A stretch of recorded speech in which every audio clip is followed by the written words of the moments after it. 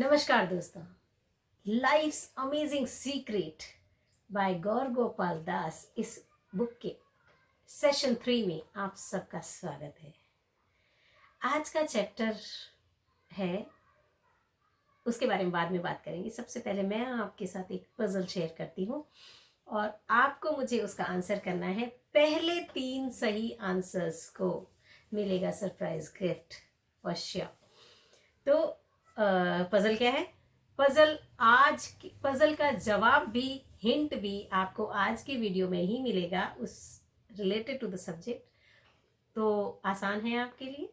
Puzzle ये है, तू मुर्दों को जलाती है, तू मुर्दों को जलाती है, मैं जिंदा जलाती हूँ। तू मुर्दों को जलाती है, मैं जिंदा जलाती हूँ। तू एक बार ही जलाती है, मैं हर बार हर रोज जलाती हूँ। तू विदा कर लेती है, तू विदा कर देती है, मैं जकड़ लेती हूँ। तू मृत्यु से जुड़ी है, मैं जिंदगी से जुड़ी हूँ। तू अंतिम सत्य है, मैं प्रथम सत्य हूँ। बताइए कौन?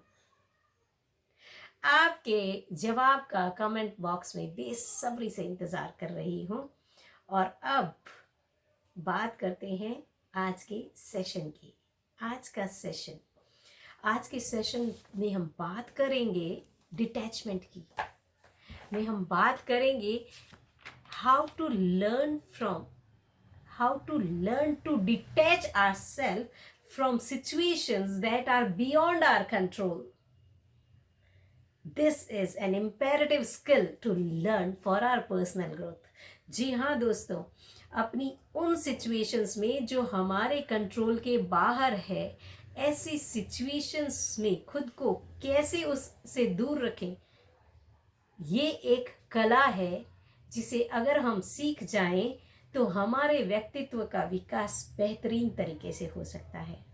और ये हमारे व्यक्तित्व विकास के लिए बहुत ज़रूरी भी है। जीवन को बहुत अच्छे ढंग से जीने की कला जो है, उसका एक महत्वपूर्ण हिस्सा है ये। जैसा कि गौर गोपाल दास जी ने अपने चैप्टर के शुरू में कहा था कि जिंदगी एक गाड़ी के समान है जिसके 4 व्हील्स हैं, 4 चक्के हैं। पहला चक्का पर्सनल लाइफ, दूसरा चक्का दूसरा चक्का रिलेशनशिप, तीसरा चक्का वर्क लाइफ, चौथा चक्का सोशल लाइफ। ये 4 चक्कों में हम अभी जिस चक्के पर चल रहे हैं, हम जब भी जिस चक्के को समझ रहे हैं, वो है पर्सनल लाइफ, जिसके एक हिस्से के बारे में हमने बात की और वो था ग्रैटिट्यूड। पिछले 2 सेशन में हमने ग्रैटिट्यूड के बारे में बात की। आज हम बात करेंगे वाई वरी, चिंता क्यों। अक्सर जब हम किसी प्रतिकूल परिस्थितियों में होते हैं, जब सिचुएशंस बियॉन्ड आवर कंट्रोल होती है, चैलेंजिंग होती है, उस वक्त हम सब क्या करते हैं? चिंता, है ना? चाहते हुए भी, न चाहते हुए भी, जानते हुए भी और अनजाने में भी हम सब यही करते हैं। और बीइंग अ ह्यूमन बीइंग, हमारे ये चिंता होना अस्वाभाविक है भी नहीं। पर जितना जल्दी हम इस चिंता के फेज से निकल सके, और इस चिंता के फेज के वक्त हमें इससे बाहर निकालने में क्या मदद करता है, ये सारा हम आज के वीडियो में जानेंगे।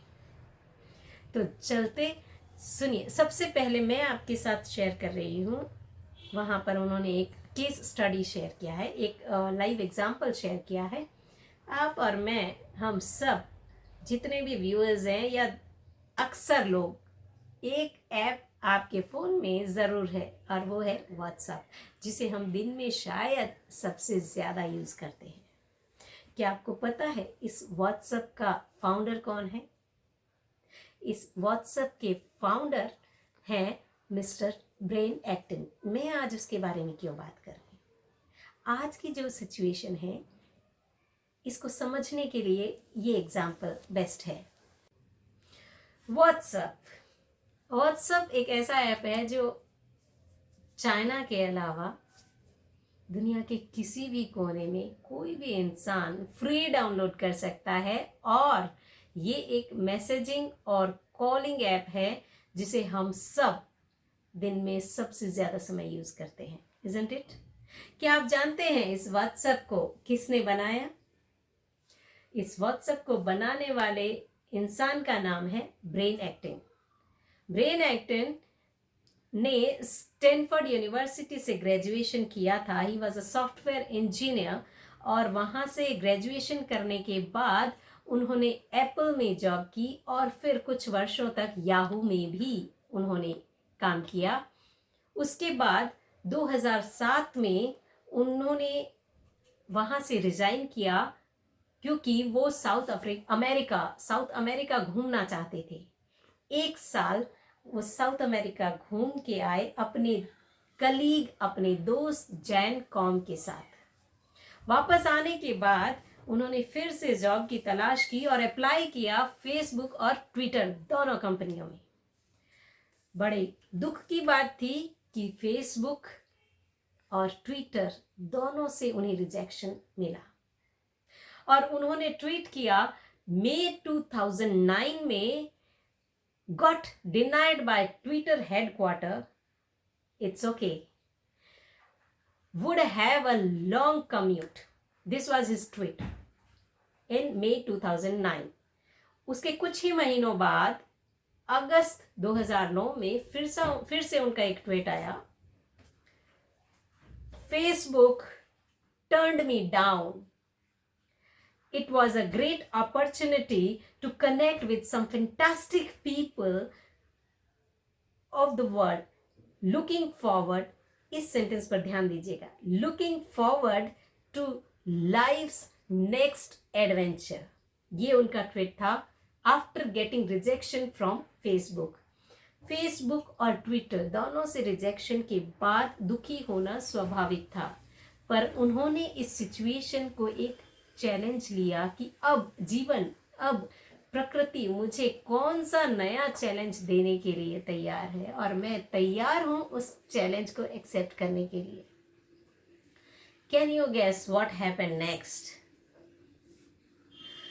उस सिचुएशन, उस रिजेक्शन में वो दुखी नहीं थे, ऐसा नहीं है, वो दुखी थे। उन्हें भी बुरा लगा कि उन्हें वहाँ से रिजेक्शन मिला, लेकिन जीवन ने उनको जो नेक्स्ट एडवेंचर दिया उसने पूरी दुनिया को बदल कर रख दिया।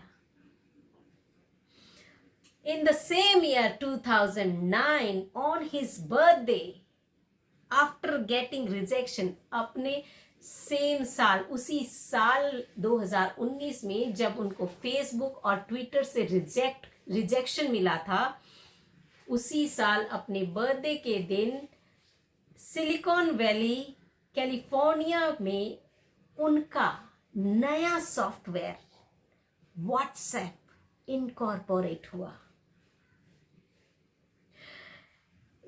और ये ऐप इतना फास्ट ग्रो किया कि उसका कोई मुकाबला नहीं था। सबसे चौंकाने वाली बात, सबसे अद्भुत बात ये थी कि जिस फेसबुक ने उन्हें 2009 में नौकरी के लिए रिजेक्ट किया था, उसी फेसबुक ने उनके द्वारा बनाए गए इस सॉफ्टवेयर को 2014 में एक चौंका देने वाले अमाउंट के साथ खरीदा, $19 बिलियन। जी हाँ, और ये कहानी सच है, आप जानते हैं। लेकिन मेरे यहाँ इस कहानी को शेयर करने का उद्देश्य ये था कि समय का एक पड़ाव वो था जब फेसबुक ट्विटर के रिजेक्शन के बाद वो दुखी थे। इमेजिन करिए, अगर उन्हें वो रिजेक्शन नहीं मिला होता, अगर वो वहाँ जॉब कर रहे होते, तो क्या वो व्हाट्सएप डेवलप कर पाते? कभी नहीं। उन्हें वहाँ से रिजेक्शन मिला, एक चैलेंज मिला और एक व्हाट्सएप, एक नया अपॉर्चुनिटी मिला to develop a new software जिसने पूरी दुनिया बदल दी। This is what I want to say कि कई बार जीवन में ऐसा होता है कि जो हम देखते हैं एक समय पर, एक पर्टिकुलर समय पर, किसी भी सिचुएशन को जब हम देखते हैं कि जो हमारे लिए उस वक्त अच्छी नहीं है, आगे जाकर वही सिचुएशन हमारे लिए बहुत अच्छी बन जाती है, वो निमित्त बन जाती है, वो कारण बन जाती है कुछ बहुत अच्छा होने के लिए। इसीलिए शायद कहते हैं ना कि जो होता है अच्छे के लिए होता है। जो हुआ, हमारी इच्छा से अगर कुछ हुआ तो हम खुश होते हैं, लेकिन अगर कुछ हमारे अनुकूल नहीं हो रहा है तो वो हमारी नहीं, ईश्वर की मर्जी है, और वो कभी गलत नहीं होती है। So be happy in every situation. भगवान कृष्ण का गीता का ये सार याद आता है मुझे कि कर्म किए जा और फल की चिंता छोड़ दे। इट इज आवर ड्यूटी, हमारा ड्यूटी बनता है कि हम एक सिचुएशन में अगर आए हैं तो उस सिचुएशन से लड़ें, उसका सामना करें। हम जितनी कोशिश है कोशिश करें, अपनी पूरी कोशिश दें, और उसके बाद क्या होता है, उसके बाद भी अगर हम उससे बाहर नहीं आते हैं या आ जाते हैं तो उस सिचुएशन से खुद को डिटैच करें। हमने अपनी पूरी कोशिश की, बाकी भगवान की मर्जी। लेकिन ऐसा लाइफ में कई बार अगर आप अपने जीवन में बैक में जाएं तो हमें ये महसूस होता है, कई बार कई सिचुएशंस ऐसी थी जो हमें उस वक्त सही नहीं लगी, प्रतिकूल थी हमारे लिए, पर वही निमित्त बनी जिसके कारण जीवन में कुछ अनुकूलताएं और बहुत अच्छी अनुकूलताएं आई। इसीलिए अक्सर कहते हैं कि जितनी बड़ी चैलेंज, जितना बड़ा प्रॉब्लम, उतना ही बड़ा रिवॉर्ड, उतना ही बड़ा आपके जीवन में अपॉर्चुनिटी आता है। Believe in that.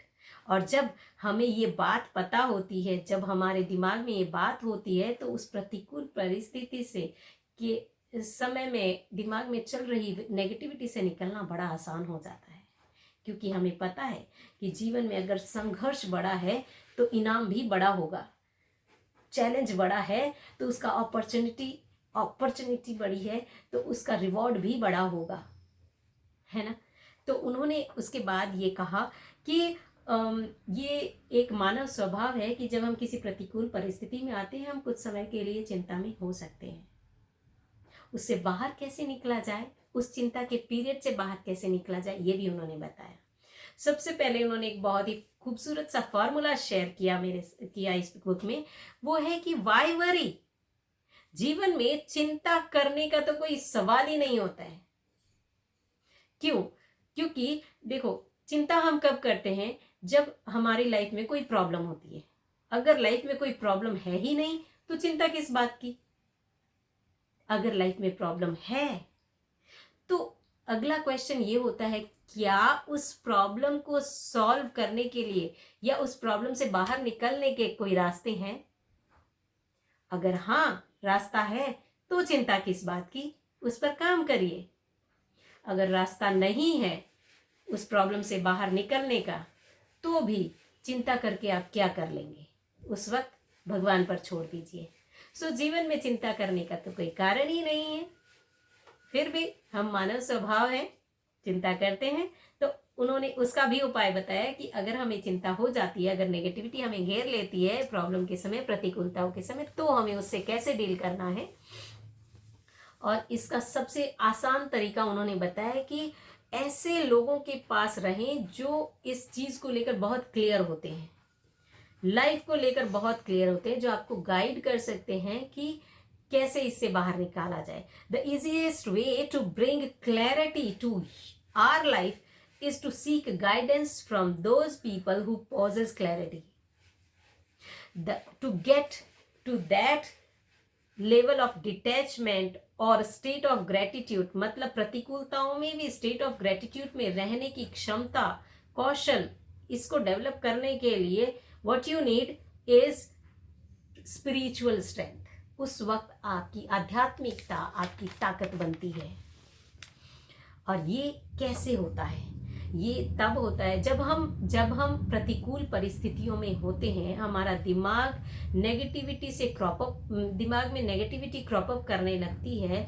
उस वक्त वो इतनी फास्ट स्पीड से बढ़ती है कि वो रोके नहीं रुकती है, और उसका सिर्फ और सिर्फ एक एब्सोल्यूट रिजल्ट ये होता है कि वो हमें इमोशनल पेन में डाल देती है। किसी और पर इसका असर हो या ना हो डाउटफुल है, किंतु वो हमें इमोशनल पेन में डाल देती है। और सिर्फ आध्यात्मिकता के पास, आध्यात्मिकता यानी कि स्पिरिचुअल प्रोसेस ही हमें जीवन की उन मुश्किल घड़ियों से, उन प्रतिकूलताओं से बाहर निकालने की योग्यता रखती है। और हम it helps transform the greatest difficulties into opportunity. Yes, that is spiritual strength. और वो अचानक नहीं आती है, उसे रोज प्रैक्टिस करना पड़ता है। And that is why we say spirituality is an important, is an essential part of your personality. Stay tuned, अगले सप्ताह शनिवार को फिर मिलेंगे। And I am waiting for your answers of the puzzle. और अगर आपको हमारे ये वीडियो पसंद आ रहे हैं तो इन्हें ज़रूर अपने दोस्तों के साथ शेयर करिए, रिश्तेदारों के साथ शेयर करिए। Thank you so much for being with us.